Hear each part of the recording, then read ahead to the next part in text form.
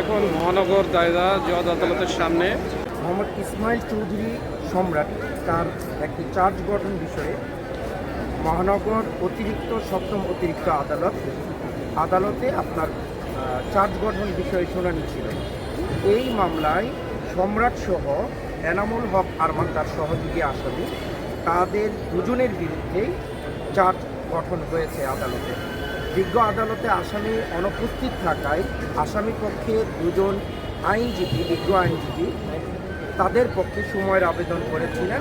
আদালত সময়ের আবেদন নামঞ্জুর করে তাদের বিরুদ্ধে মাদকদ্রব্য নিয়ন্ত্রণ আইনের 36-1, 24 খ, 36-1 10 ক এবং 41 ধারায় তাদের বিরুদ্ধে চার্জ গঠন করেছে। আপনারা জানেন যে এই ইসমাইল চৌধুরী সম্রাট তার কাছ থেকে 19 বোতল বিদেশি মদ, 4 প্যাকেট তাস এবং 1160 পিস ইয়াবা উদ্ধার করা হয়েছিল এবং এই জব্দকৃত আলামতের ভিত্তিতে তার বিরুদ্ধে মাদকদ্রব্য নিয়ন্ত্রণ আইনে মামলাটি রুজু করা হয়েছে।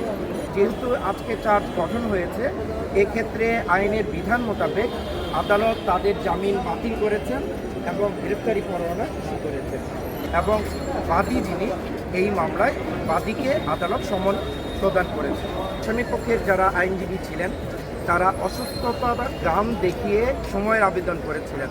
রাষ্ট্রপক্ষ আমরা জানি না যে তারা আসলে কোথায় আছেন।